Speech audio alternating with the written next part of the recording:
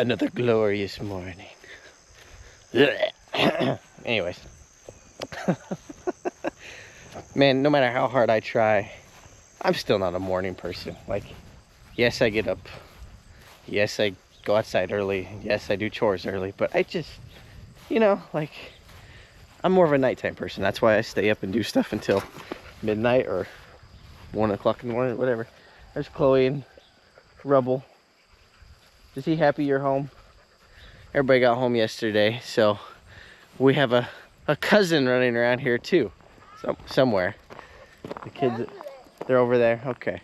The kids are wanting me to catch horses and saddle horses. So. Okay. Wait, where are my spurs? I don't know where your spurs are. Probably in the trailer from the last rodeo. Anyways, kids are wanting to catch horses and go ride this morning before it gets 2,000 degrees. So we're gonna go turn some water on for the calves, let that be filling up, and we'll feed the horses and catch some horses and get them brushed and ready. But I wanted to go over here and check this feeder, because we did get feed delivered yesterday in that stuffer. That's now what I'm gonna call it. I'm gonna call it a stuffer because a guy on TikTok that I'm friends with, who's a feeder guy, he's a farmer. AJ, if you're watching this, we all know you're a farmer. It's okay. But he commented on my TikTok video where I was talking about my gravity feeder, and he's like, that's a stuffer. He said, that's what we call a stuffer. So let's go check the, put the hose in the tank first, and then we'll go check the stuffer.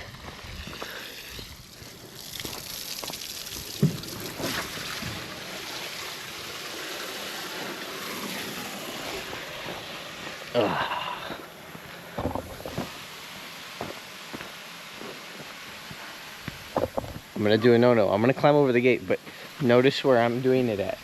Right here, at the hinges. Somewhere, there is a old man, a grandpa, or somebody's dad that's passed away who is now screaming at me, don't climb the gate. Yeah. I don't have that. All right, let's climb this and see.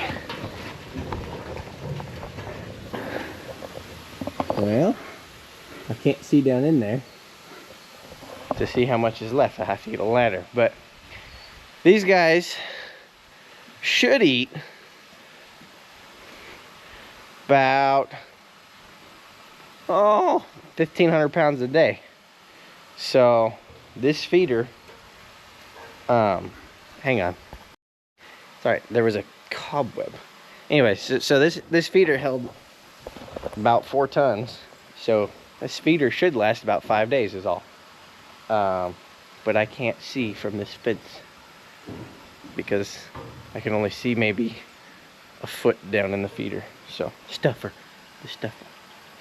But I'm guessing that's probably what they ate.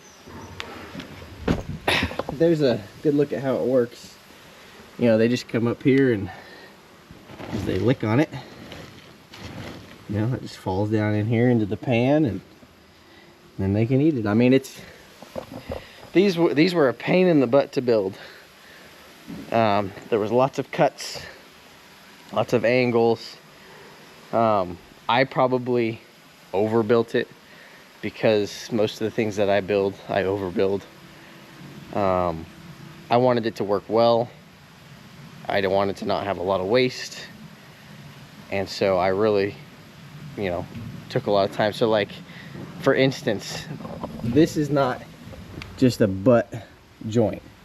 This is mitered at a 45 because this is 2 small pieces that are, put together. On some of the other feeders, this is a solid piece, but I had these scrap pieces. So this is mitered at a 45, and this is mitered at a 45, and it's slid over. So these two are, there's not just a gap here. So that's just an example of a lot of the stuff I had to do when building these to utilize all my materials. And I think I mentioned they're oak 2x4s, so that they're never gonna rot. the treated plywood, you know. I drag these around with the feed truck, so, you know, there's some spots that are kind of nicked up on the plywood. You know, eventually the plywood won't hold anymore, you know, probably. I don't know how long that'll take, but whenever that happens, I'll just pull this plywood off and throw some new plywood on and keep using it. All right, so what is the stuff I find randomly drug out around here? What is this? This is like a stove top rack. I have no idea. That needs to go in the dumpster. Oh, so you never know what you're gonna find. I mean, this has been a place of operation for a lot of years. The family that lived here before, I think they had it for, I don't even remember, 40, 50 years, something like that, you know. So you never know. Like, I leave stuff laying around all the time, so you never know what you're gonna find. Especially like when you have animals, they drag stuff up everywhere. So it's just funny. A stove cover, like there's not a stove anywhere in here. I don't know where that came from.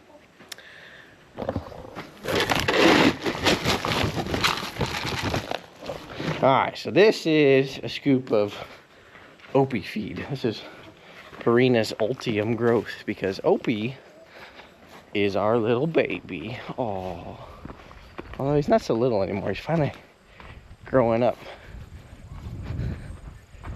He just turned, I think he just turned 2.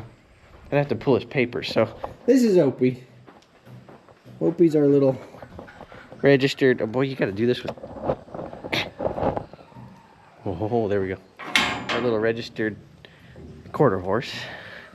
He's still a stud at the moment. We were gonna cut him a while back, but it was just rain. And we were like, well, probably ought to not cut him while it's just gonna be a muddy mess. But I don't know. I'm not much on papers, so I don't know a lot about it.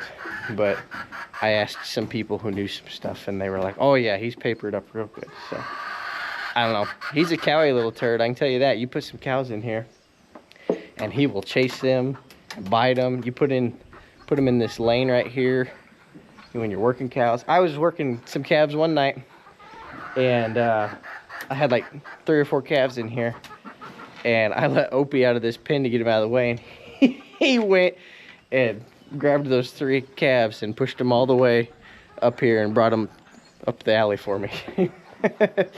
So I have high hopes for him.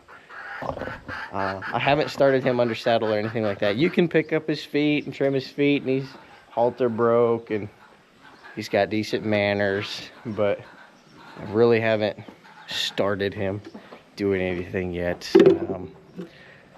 He was a little thinner than I would have liked when we got him, and so I've really just been, in the time that we've owned him, been just trying to push as much feed to him as I could. I probably could have been pushing more feed to him, but that's okay.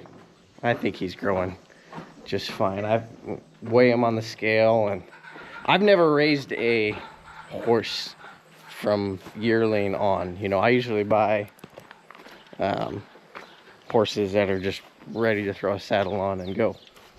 So, you know, 3 and 4 year olds. I've started a lot of 2-year-olds. When I was a teenager, I didn't weigh very much, and so a lot of people would send me 2-year-olds, and used to do that a bunch. And so, but I've never raised one, so that's something completely different. You going to Get nails. get some nails? Joshua's goats keep his male goat, who's not in his pen that we built for him, keeps shoving his head into the female goat's pen and then getting his head stuck. And so then when he tries to pull his head away, he's pulling the panel away from the barn, and so then his females get out and go everywhere. Anyways, back to the horse. Never raised one, so I've been having to do some research on like what's a horse supposed to gain per day, you know, and everything is like 1 pound to 1.5 pounds a day. gain, and he's on track for that. So hopefully we're doing what we're supposed to be doing with him. All right, there's that horse fed. Now we got to feed these other horses. This is what we do. We're gonna get these horses caught for the kiddos, get them brushed and saddled, and that mare's eyes looking really good. It hasn't swollen yet. I mean, it's a little puffy, but obviously, I mean, she gashed it open pretty good, but it's not so swollen that it's causing concern or anything like that. So that's good. Now the other mare, she'd gotten kicked in the leg by Joshua's mare, and it was really nasty and oozy. That was a front leg, and it healed up finally, and I was like, all right, cool, we could start messing with her a little bit again. Well, then the same thing happened to her back leg, and now it's all oozy and nasty, and so I don't know what we're gonna do with her. She's just kind of accident prone, I guess. All right, well, I got the kids horses saddled. They took their cousin that direction. They'll be back when they get hungry or hurt. Hopefully not hurt. No, they're riding good horses. They're not gonna get hurt. They're just off being kids on the ranch. So that'll do it. I gotta feed these calves now. Well, obviously I don't have to feed these ones because they've got that stuffer. But I gotta feed these guys their grain, and then I have got to go. I had hooked up my mower to my old John Deere tractor. I was getting ready to go mow another field, and that 3-point, something broke. 3-point just went straight to the ground and won't pick the mower up. So I gotta go finish hauling hay. I've got like 2 loads left of hay to haul, and then I've got to figure out how to take the loader on the Deutz and pick the mower up, put the jack down, block it up, whatever I gotta do, and get it unhooked from the John Deere so that I can hook the mower up to the Deutz and go mow hay.